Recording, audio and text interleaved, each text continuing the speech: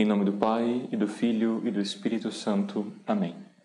Ave Maria, cheia de graça, o Senhor é convosco. Bendita sois vós entre as mulheres, e bendito é o fruto do vosso ventre, Jesus. Santa Maria, Mãe de Deus, rogai por nós, pecadores, agora e na hora de nossa morte. Amém. Santa Maria, esperança nossa e sede da sabedoria, rogai por nós. São José, rogai por nós. Em nome do Pai, do Filho e do Espírito Santo. Amém. Pois bem, queridos irmãos e irmãs, nós estamos hoje retornando com as nossas aulas e vamos abordar hoje, então, o tema 3 desta aula, que é a realidade criada. E dentro do tema 3 da criação, vamos ver hoje o mundo espiritual dos anjos, o mundo material, o homem e também algumas consequências práticas da verdade sobre a criação. Penso eu que dessas 3 partes da criação, a terceira parte é a mais importante, porque ela aqui está no núcleo da criação. Já a obra que saiu das mãos de Deus, o mundo material, os anjos e o homem. Na ordem certa, os anjos, o mundo material e o homem. Pois bem, então vamos estudar essas 3 realidades. Então, a realidade criada, ela é o efeito da criação de Deus, é a totalidade do mundo criado, céus e terra. Então, é a totalidade. O efeito da criação de Deus é a totalidade da obra das suas mãos, tanto o mundo espiritual como o mundo material. De todas as coisas visíveis e invisíveis, como nós dizemos no credo, Criador de todas as coisas visíveis e invisíveis. Ou seja, as espirituais e as corporais. Então, em ordem, o mundo angélico, todo o mundo material, certo? E também o homem, que ele é o composto de corpo e alma. Se eu já disse em alguma outra aula, eu quero relembrar aqui.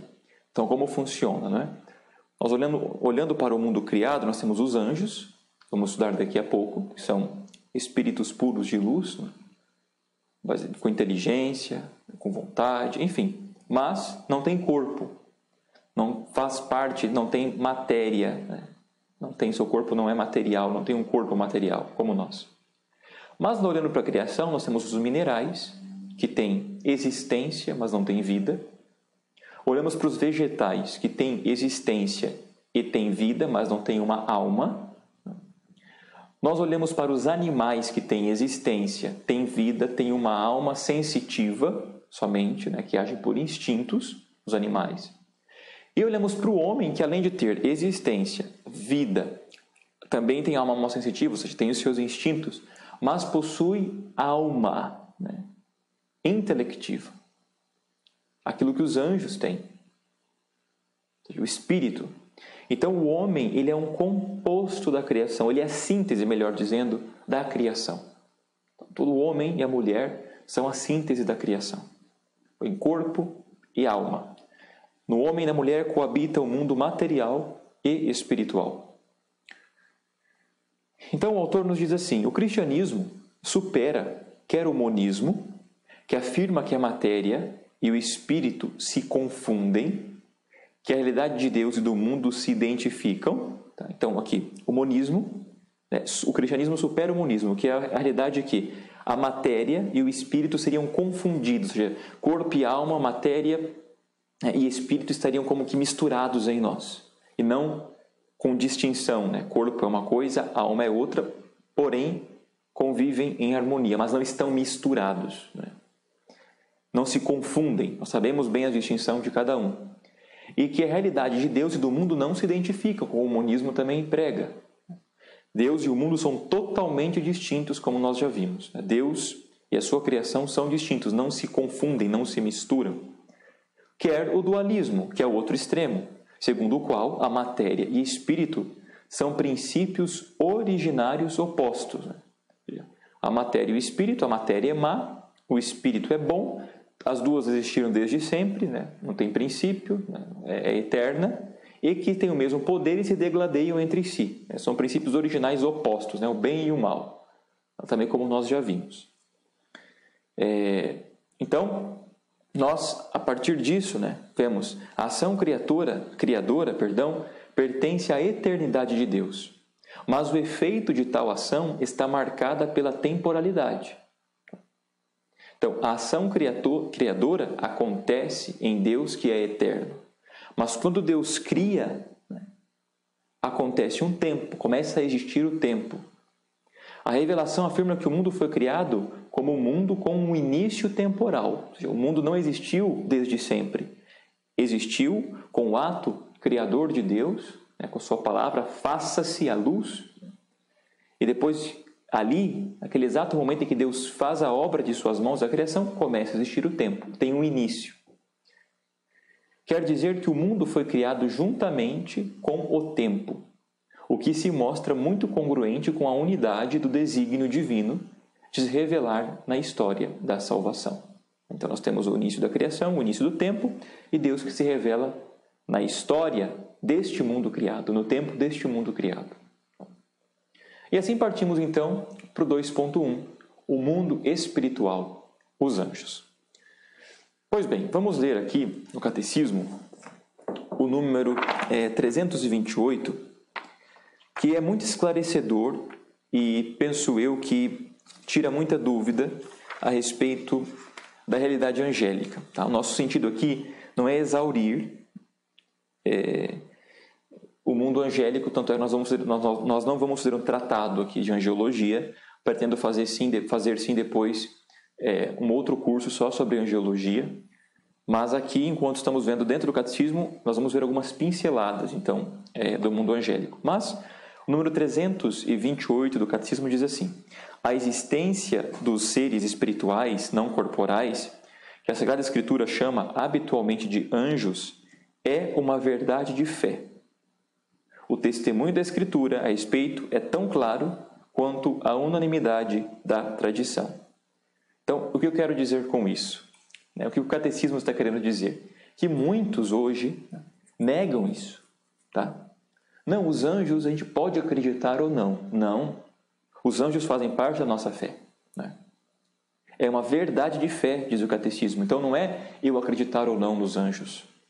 É eu acreditar. Eu sou católico, apostólico romano, cristão, católico, eu professo a minha fé. E dentro dessa profissão de fé está o mundo espiritual dos anjos. Então nós cremos, sim, na existência dos anjos, atestada inúmeras vezes pela Sagrada Escritura, os anjos do Antigo Testamento, os anjos do Novo Testamento.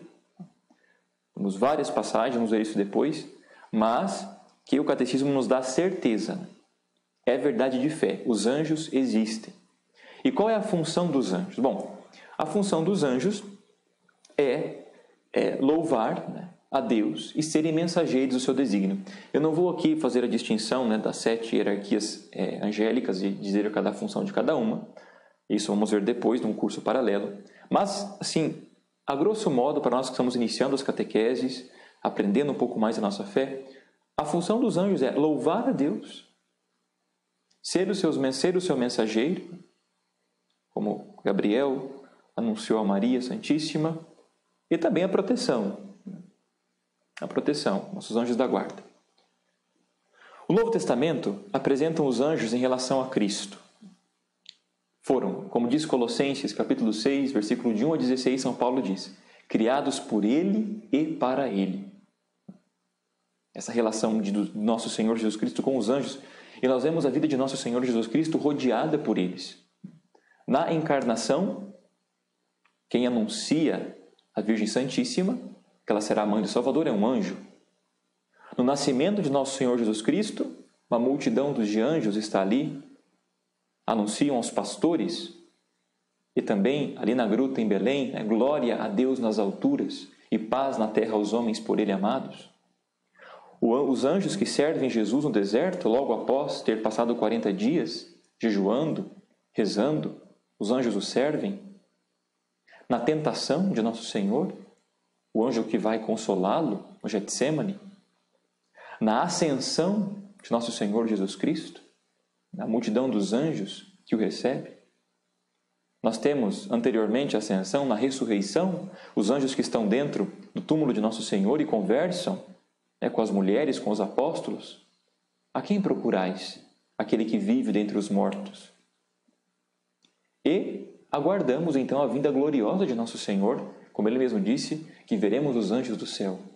Então, a vida de Nosso Senhor está rodeada pela presença dos anjos. Atestados, como disse, não só na Escritura, no Novo Testamento, que é uma explosão dos anjos também na vida dos apóstolos, quando vai libertar São Pedro do cárcere. Enfim, e na vida de toda a tradição da igreja, na história da igreja, os anjos, temos inúmeras na vida dos santos. Enfim, em vários momentos de crise da igreja, os anjos estavam ali para defendê-la, ampará-la. A presença deles é certa, atestada pela Escritura e pela tradição. E eles estão unidos realmente à igreja, não só para ampará-la e defendê-la, mas principalmente para dar louvor a Deus, adoração. E o cume disso tudo é a Santa Missa. É o momento supremo onde o sacerdote, antes de pronunciar as palavras da consagração, diz unindo a nossa voz, a voz dos anjos e a voz dos santos todos para cantar: Santo, Santo, Santo. Repetindo as palavras do Apocalipse. Então, nessa terra, o momento que nós estamos unidos, em que acontece a união do céu com a terra na Santa Missa, ali está a multidão dos anjos que adoram a Deus, se unem à igreja para adorar a Deus. Então, na nossa vida, desde o nascimento, a vida do homem é acompanhada por um anjo protetor. Então, desde o nosso nascimento, nós temos um anjo, o anjo da guarda, que tem a missão de nos proteger, nos guardar, nos velar e nos levar para o céu. Santo Tomás de Aquino, a quem nós, claro, o doutor Angélico, damos todo o desenvolvimento da teologia sobre os anjos, a angiologia. A teologia, então, especificamente Santo Tomás de Aquino, doutor Angélico, como diz o autor, e o magistério da igreja aprofundaram na natureza destes seres espirituais, dotados de inteligência e vontade, afirmando que são criaturas pessoais e imortais, que excedem em perfeição todas as criaturas visíveis, número 330 do Catecismo. Então, puramente espirituais, tá? Não tem corpo, não tem matéria, são puramente espirituais, seres dotados de uma inteligência e vontade, que são imortais, ou seja, pessoais e imortais, não são eternas. Ou seja, imortal quer dizer, tem um início, teve uma criação, momento que começaram a existir e não tem fim, como a nossa alma, que também é imortal. Deus somente é eterno, que não tem princípio e não tem fim, que excede em perfeição qualquer coisa criada. Qualquer coisa criada, o mundo, as criaturas, o homem, eles excedem em grau de perfeição todas as criaturas criadas, visíveis. Os anjos foram criados num estado de prova. Alguns rebelaram-se irrevogavelmente contra Deus. Caídos no pecado, Satanás e os outros demônios, que tinham sido criados bons, mas por si próprios se fizeram maus, instigaram os nossos primeiros pais a pecar. Catecismo, número 391 a 395. Você pode ler em casa. Então, sintetizando o que aconteceu.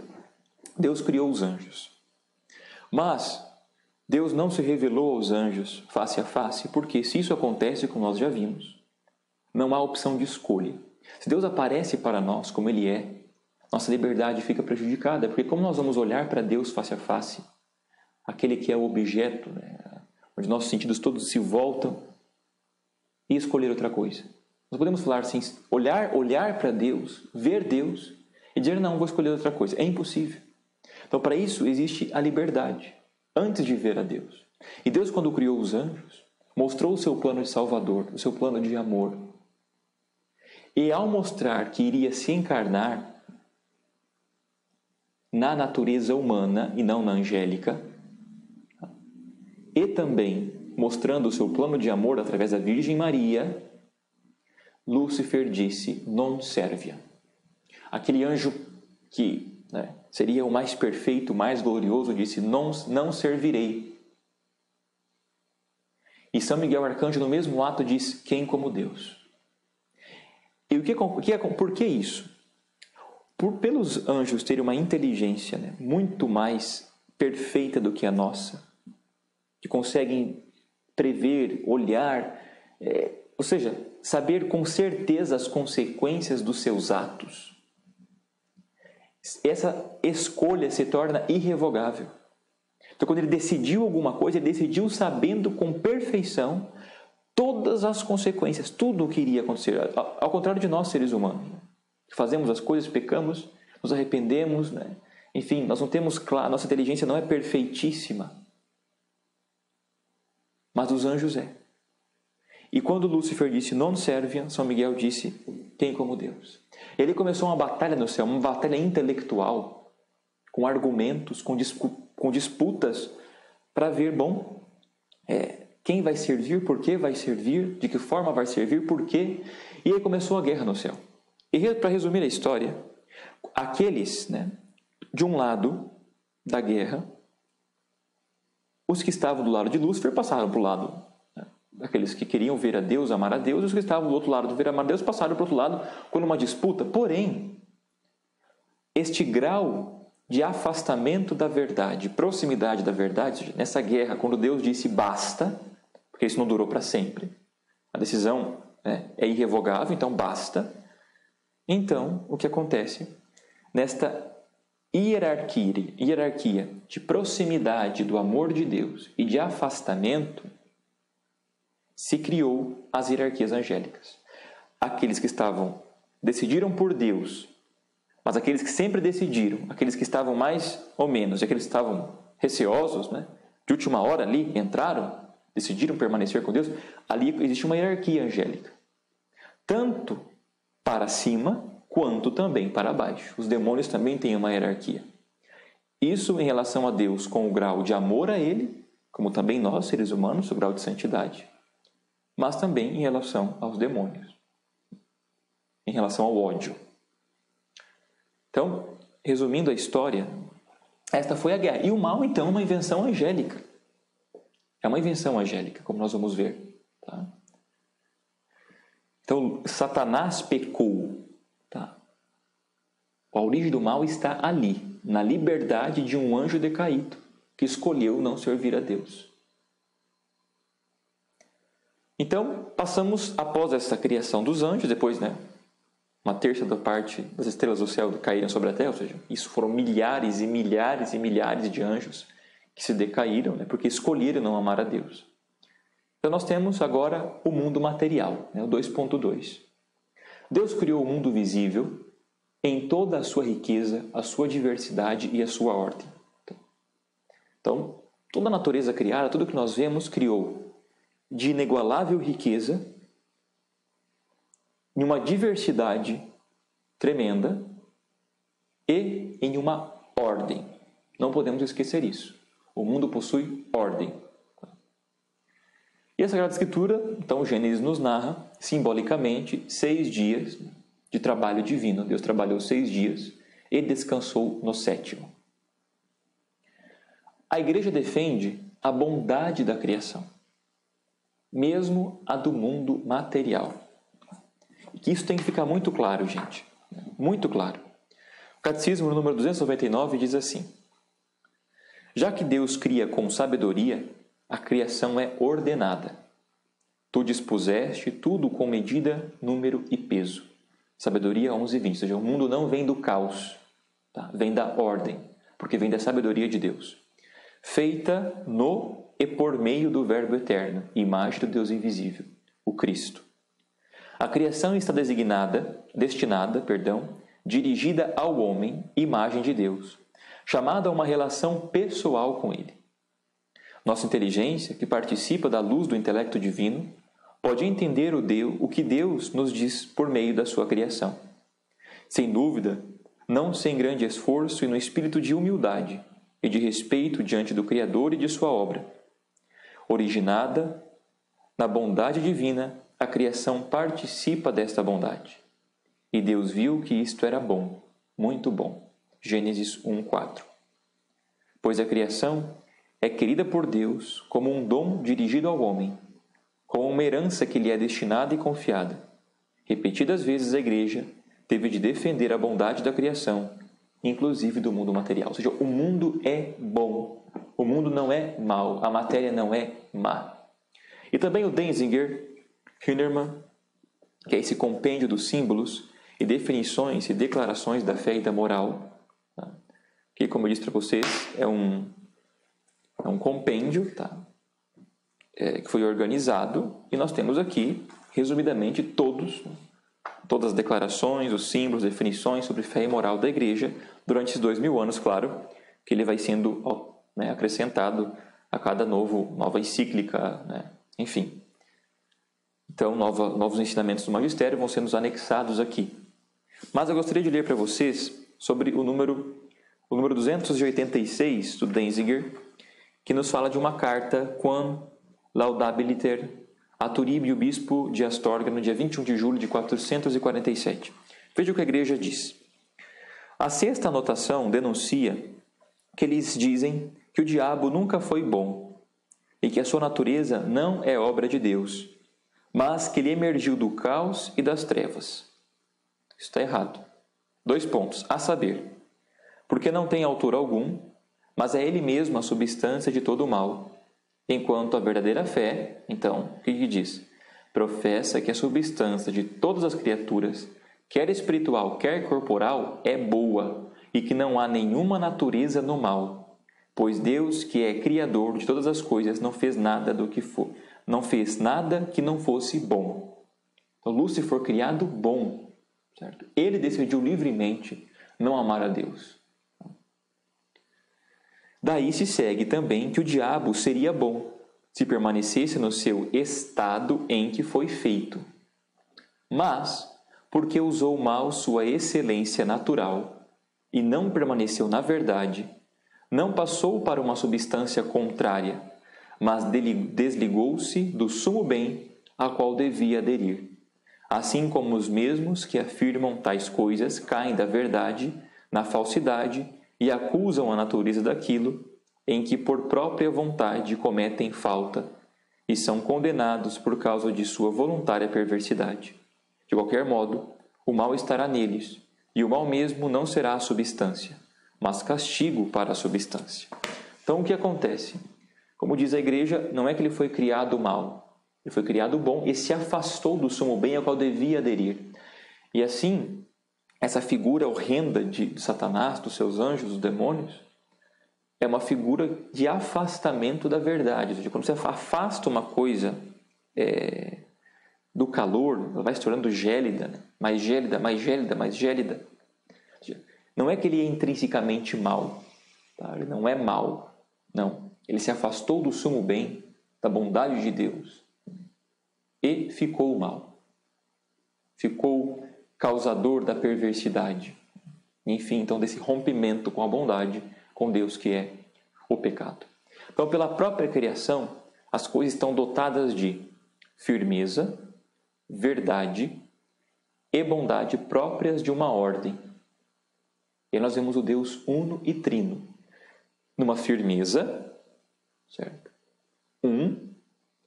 De uma verdade, nós vemos ali o Logos, o Cristo, e da bondade, o Espírito Santo, o amor. Temos o Deus uno e trino. Então, não nos esqueçamos disso. O mundo foi criado bom, dotado de firmeza, verdade e bondade. Não nos engana. As coisas que nós vemos, que Deus criou, que são boas, não nos engana e podemos ver nelas, sim, a verdade e a bondade próprias de uma ordem criadora. Refletido na criação, aquilo que a Trindade é. Em todas as criaturas se encontra uma representação da Trindade à maneira de vestígio. Nós encontramos, como diz Santo Tomás, essa frase dele, em todas as criaturas se encontra uma representação da Trindade à maneira de vestígio. Nós vemos pelas criaturas e vemos, pela firmeza, bondade, verdade, ordem, nós conseguimos ver que vestígios da Santíssima Trindade. Então, o cosmos, enquanto obra de Deus, tem beleza e dignidade. Nunca percamos isso de vista. A origem é Deus, por isso que o cosmos todo é dotado de beleza e de uma dignidade. porque vem e se alicerça na Santíssima Trindade. A solidariedade e hierarquia entre os seres. Então, há uma hierarquia entre os seres, não podemos esquecer disso. O grau de perfeição, como nós já vimos, é diferente. Uma pedra não é a mesma coisa que um bebê. Uma tartaruga marinha não é a mesma coisa que uma criança no ventre materno. Há uma hierarquia entre os seres. Há uma solidariedade entre eles, claro que sim. E uma atitude contemplativa do criado e das leis naturais que o regem. Há uma atitude do homem, que somente o homem pode contemplar, porque só ele se dá conta da sua existência. Bom, o mundo foi criado para que o homem contemple a Deus, chegue até Deus. É uma atitude contemplativa que o homem deve ter em relação a todas as coisas criadas, a diversidade, a hierarquia dos seres, e olhar também as leis naturais que o regem. As leis naturais que o regem. Nós olhamos as leis da física, da química, nós dizemos, meu Deus, que coisa maravilhosa. Somente um ser inteligentíssimo poderia ter entranhado no mundo essas leis. Ou seja, é assim e não vai mudar, e não pode ser diferente. Essa é a verdade. Quando nós aprendemos na escola a fórmula da Bhaskara, ou melhor, 2 mais 2 é 4, nós vemos várias leis, a lei da gravidade. Bom, é assim e não pode não ser. É assim. E nós ficamos maravilhados, porque isso não é obra do caos, é obra de uma ordem, de uma sabedoria. Então o cosmos foi criado para o homem que tem o mandato de dominar a Terra. Tal mandato não é para exploração despótica da natureza, mas participação no poder criador de Deus, aperfeiçoar a criação. Então, o cosmos foi criado para que o homem pudesse dominar. Só que esse domínio não é um domínio despótico, tirano, de fazer tudo o que quer com o mundo, mas é um domínio de gestão. Nós olhamos para a natureza, olhamos para nós enquanto contemplamos toda ela, que não se dá conta da sua existência, mas nós sim, porque temos alma, somos inteligentes, podemos olhá-la, saber que Deus criou ela para que nós contemplemos ela e cheguemos a Ele. O mundo foi criado para nós, por meio de Cristo, para o homem, que o homem pudesse com Deus, com Deus. E aqui está a diferença. Quem olha para o mundo de forma despótica não olha com um olhar cristão de Deus, de exploração. Podemos explorar as coisas da natureza, as coisas naturais, enquanto o minério, enquanto nós precisamos de todas as coisas para sobreviver, a madeira, enfim, nós sabemos disso, mas de forma racional, cristã e não despótica. Porque está no nosso também dever aperfeiçoar a criação, elevá-la, elevar todas as coisas até Deus. É dever do homem esta coparticipação na criação, como metáfora, como nós já vimos, e não analogia, porque o homem não cria nada, mas ele participa, aperfeiçoa esta criação. Então o cristão, ele tem a sensibilidade ecológica, mas não a divinização da natureza, e mantendo a superioridade do homem sobre o resto dos seres como o ponto culminante da criação. E esta é uma outra verdade que hoje nós enfrentamos. Há um ecologismo desenfreado, tá? Há uma psicose ambientalista. Existe um livro com esse nome, quem puder leia. Eu não li esse livro ainda, mas tive muitas referências boas, algumas partes sim, tive acesso, mas não li todo ele, mas é muito bom. Então, por favor, vamos olhar para a natureza e entender que ela não é divina, tá? O Catecismo número 343 diz assim: o homem é obra-prima da obra da criação. Ele é a cereja do bolo, para a gente poder entender. A cereja do bolo. Não podemos nos equiparar a qualquer outro ser em pé de igualdade. Tá? A narração bíblica exprime isto distinguindo nitidamente a criação do homem da criação das outras criaturas. Tá?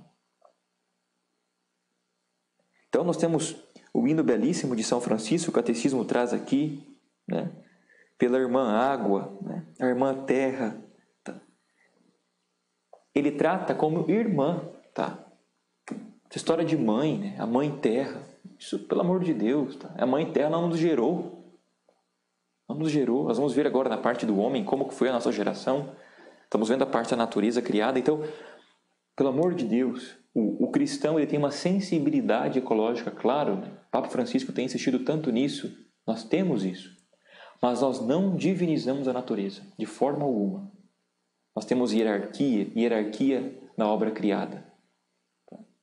E nós estamos no topo da criação, somos a primazia, a criatura que Deus quis por si mesma. Então, por favor, não vamos colocar de pé de igualdade, como nós temos visto hoje, tantas... Você sabe muito bem disso, né? A gente defende mais a tartaruga marinha e, enfim, a outra mais do que uma criança no ventre da sua mãe. Não que nós não podemos defender a tartaruga marinha. Nós temos que defender, e aqui vem outra coisa. Existe a teoria da evolução, diz que as coisas evoluem, né? É isso que a teoria da evolução diz. Alguns seres mudam, alguns seres deixam de existir, a seleção natural. Pois bem, a seleção natural existe. Por que nós queremos preservar tantas espécies de uma vez só? Nós queremos domar a evolução, né? E dizer, não, essa criatura vai ficar aqui para sempre. Claro que se o instigador da extinção é um homem, claro que isso está errado. Mas se o fator da extinção é a natureza, dotada de ordem, nós queremos preservar tudo de qualquer custo e não queremos preservar a vida humana. Então está errado. Existe balança nas coisas, termômetro, peso, medidas, hierarquia. Nós não divinizamos a natureza. Então, o cristão tem uma sensibilidade ecológica profunda quanto obra criadora de Deus, que nós olhamos para ela e contemplamos a Deus. É importantíssima, respeitamos, aperfeiçoamos a natureza, defendemos, mas não divinizamos. Tá? Quando eu vou abraçar uma árvore para me conectar com Deus e não vou no sacrário rezar, existe algo errado. Muito errado. Na raiz da fé e na bagunça das coisas. Primeiro, eles negaram o catecismo. Disseram que não precisava estudar, que era muito difícil, não tínhamos acesso. Primeiro eles negam o catecismo, depois inventam doutrina da cabeça, ensinam coisas erradas, e quando nós vamos para o catecismo, vemos que a igreja está certa, sempre certa. Então, para algumas pessoas, não falta bom senso, falta catecismo, falta fé. Pois bem, o 2.3, então, vai nos falar do homem. Tá? O homem. O homem goza de uma peculiar obra na criação de Deus, porque participa ao mesmo tempo da realidade material e espiritual. Material e espiritual. Vocês já perceberam que, olhando para a Terra, né? Olhando para todas as criaturas, vemos que todas as criaturas são deste mundo, se adaptam, crescem, né? Chesterton vai dizer, bom, o ser humano parece que não é daqui, né? Precisa de roupa, demora tanto tempo para andar, para falar, ao contrário dos outros animais, né? Que parece que são daqui. Nós parece que não somos cidadãos deste mundo, como diz São Paulo, porque não somos, porque somos essa realidade composta, material e espiritual. E a primazia da nossa criação enquanto homem e mulher está na imagem e semelhança de Deus. O autor diz assim: foi posto por Deus à cabeça da realidade visível e goza de uma dignidade especial.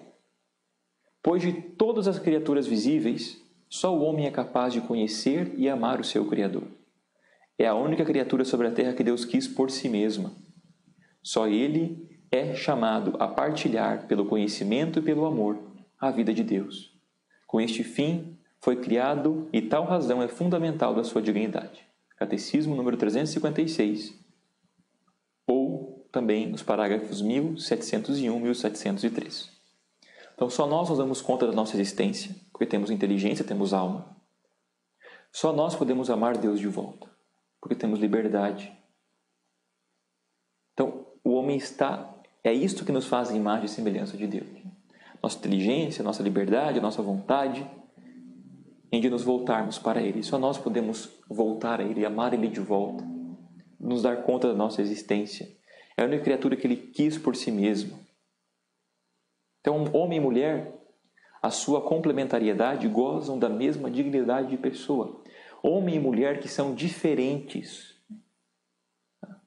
emocionalmente, corporalmente, psicologicamente, tudo é completamente diferente, mas existe uma complementariedade, que nós não vamos estudar a antropologia a fundo agora, do homem e da mulher, mas existe uma complementariedade entre os dois profunda, porque de Adão, Deus fez dois, para que os dois fossem um.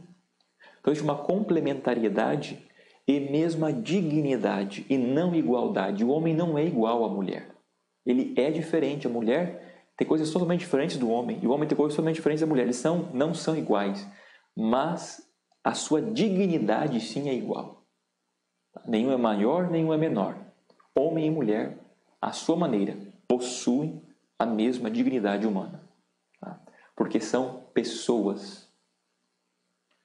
Então, em ambas se dá a união do corpo e da alma, sendo a alma a forma do corpo, como já é consagrada essa expressão na teologia. Então, nesta pessoa humana se dá a união do corpo com a alma. O mundo material e o mundo espiritual são os seres corporais, a matéria, o corpo, e também temos a alma.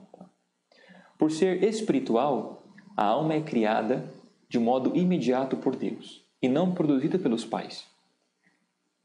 Nem sequer é pré-existente e imortal. Então o que acontece? O pai e uma mãe, unidos pelo vínculo do sagrado matrimônio, quando vão ter a relação sexual, no ato o pai oferece o espermatozoide, a mãe o óvulo, 23 cromossomos cada um. No ato da fecundação, o pai e a mãe estão oferecendo o corpo, a matéria.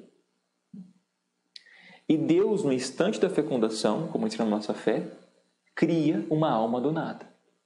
Claro, já criada por Ele, já no seu pensamento, saberia que iríamos existir, nos quis, nos amou, mas passamos a existir no momento em que aconteceu a fecundação. Por isso que o ato sexual é o ato sagrado. Sagrado. Porque o homem e a mulher têm alma. E ali acontece a geração de uma vida, um milagre. No útero da mulher, Deus opera um milagre. Cria uma alma do nada, que não estava. Não é que Deus pegou uma alma do armário e é pré-existente, eterna, que estava lá e colocou ali. Não. É do nada. Cria naquele instante. E ali se opera um milagre. Então, espiritualidade e imortalidade podem ser demonstradas filosoficamente. Portanto, é um reducionismo afirmar que o homem procede da evolução biológica. E aqui nós vamos olhar para o evolucionismo absoluto, porque nós percebemos saltos ontológicos que não se pode explicar com a evolução. Vou explicar para vocês entenderem.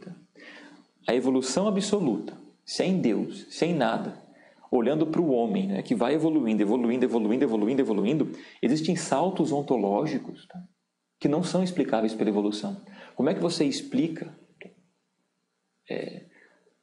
na evolução o momento exato em que o homem se deu conta de que, matar o outro é errado? Olhar para o céu e rezar. O único criatura que é capaz de olhar para o céu e dizer, meu Deus, é o homem. Você pode ensinar os animais a fazer qualquer coisa, por repetição, assimilação, mas você nunca vai ensinar um animal a amar e a rezar. Nunca. Amar e rezar são coisas próprias da alma humana. Então existem saltos ontológicos que são abismos. Entre o macaco e o homem tem só algumas coisas diferentes, mas algumas coisas diferentes é um abismo intransponível, que é o salto ontológico do ser, da alma, da inteligência, da vontade, que aconteceu só com o homem. Aconteceu só com o homem. Não aconteceu com mais nenhum outro ser, só com o homem. Então o evolucionismo absoluto, ele vai em contramão da ciência, da filosofia, da sociologia, de tudo. Porque no fundo, O que está por trás de tudo isso é o ateísmo. E quer provar a todo custo, enfiar goela abaixo do povo, bom, que Deus não existe. Então a consciência moral do homem e a sua liberdade manifestam sua superioridade sobre o mundo material. A consciência moral, certo e errado, e a sua liberdade é aquilo que mostra, bom, a sua superioridade sobre todas as outras coisas. Como disse outras vezes já aqui, um cachorro que morde o outro e mata, não vai preso, né? O cachorro não tem consciência moral. E muito menos é livre, age por instinto. Então, olhando para o homem, existe uma superioridade. E o que deu essa superioridade? O que é esse algo, só este algo diferente? Não é algo diferente, é algo muito maior. Então, o autor diz assim, a verdade da criação ajuda a superar quer a negação da liberdade, determinismo. Então, a verdade da criação ajuda a superar quer a negação da liberdade, determinismo, que as coisas estão determinadas, que é uma negação da liberdade, quer o extremo contrário de uma exaltação indevida da mesma. A liberdade humana é criada, não absoluta, e existe na mútua dependência com a verdade e o bem. O sonho de uma liberdade como puro poder e arbitrariedade corresponde a uma imagem deformada, não só do homem, mas também de Deus. Mediante a sua atividade e seu trabalho, o homem participa do poder criador de Deus. Então, olhar a liberdade como determinismo é errado. E olhar a liberdade como libertinagem também é errado. Porque a liberdade foi criada mutuamente com a verdade e com o bem. Então, automaticamente, existe uma consciência moral. Não é que eu sou livre e faço o que eu quero. Não, porque existe uma verdade e existe um bem. Podemos escolher pela verdade e pelo bem. Entendemos a isso. Então, o homem e a mulher participam dessa obra criadora de Deus, como eu já disse. Então, a inteligência e vontade mostram a autêntica imagem do homem, enquanto imagem da Trindade. Inteligência e vontade. Enquanto o resto do mundo visível é mero vestígio da Trindade. Então, todo mundo vestígio, todo o mundo criado, é vestígio da Trindade. Mas o homem e a mulher, por serem dotados de inteligência, de vontade, de liberdade, eles são imagem da Trindade, imagem e semelhança. Imagem do objeto real. Tá? Espelham aquilo. Enquanto o resto do mundo é vestígio, não é imagem e semelhança de Deus, mas vestígio da Trindade, porque foi criada por ela, possui assim as suas impressões digitais. Podemos dizer assim. Tá bom? Bom, e por fim, então, nós encontramos algumas consequências práticas da verdade sobre a criação. O autor diz assim, a radicalidade da ação criadora e salvadora de Deus exige do homem uma resposta. Amarás o Senhor teu Deus com todo o teu coração, com toda a tua alma, com todas as tuas forças. É nesta correspondência que se encontra a verdadeira felicidade, o único que preenche plenamente a sua liberdade. Então, nós olhamos para o homem e vemos que tudo isso que foi criado e obra de salvadora de Deus precisa de uma resposta. Deus quer que o amemos de volta. A chamada de Deus a amá-lo com todo o nosso ser está intrinsecamente unido a levar o seu amor a todo o mundo. Então, não é só o mundo criado como obra criadora de Deus, como o seu amor por mim, um presente para mim, a salvação que foi dada neste tempo na história por mim, me amou, se entregou por mim numa cruz, precisa de uma resposta de amor a Ele e que também isso implica levar isso às outras pessoas. Tá? Então, o conhecimento e a admiração do poder, sabedoria e amor divinos conduz o homem a uma atitude de reverência, adoração e humildade, a viver na presença de Deus, sabendo-se filho seu. Então, olhando para toda a criação, sabemos que, bom, Deus é infinitamente maior, criador mas é meu Pai, me ama, sou seu filho, agiu de misericórdia para comigo. E ao mesmo tempo, a fé na providência dele leva o cristão a uma atitude de confiança filial em Deus, em todas as circunstâncias. Não só é todo-poderoso para criar todas as coisas, me amar e me salvar, mas ele governa, sustenta o mundo com a sua mão, com a sua providência, com agradecimento, diante dos bens recebidos e com simples abandono frente ao que possa parecer mal, pois Deus retira dos males bem maiores. Então o cristão se abandona inteiramente na providência de Deus. Mesmo nos momentos difíceis de maldade que parecem parecem vir sobre nós, nós olhamos para Deus que me ama, que me ampara, e tudo concorre para o bem daqueles que amam a Deus. Consciente de tudo que foi criado para a glória de Deus, o cristão procura conduzir-se em todas as suas ações, procurando o fim verdadeiro que enche a sua vida de felicidade, a glória de Deus. Esforça-se por retificar a intenção nas suas ações, de modo que possa dizer-se que o único fim da sua vida é este: Deu omnis gloria, a Deus toda a glória. Então, nós temos que todos os dias usar isso, a Deus toda a glória, todas as nossas ações, tudo o que fazemos, porque tudo é para conduzir a essa glória, tudo é para se voltar a Deus, nos voltarmos para Ele. Tudo é para a glória de Deus, tudo que vamos fazer, essa catequese que estamos dando, as boas ações, tudo é para a glória de Deus, para a maior glória de Deus, para a honra e glória de Deus. A atividade humana pode ser, portanto, considerada como uma participação na obra criadora divina.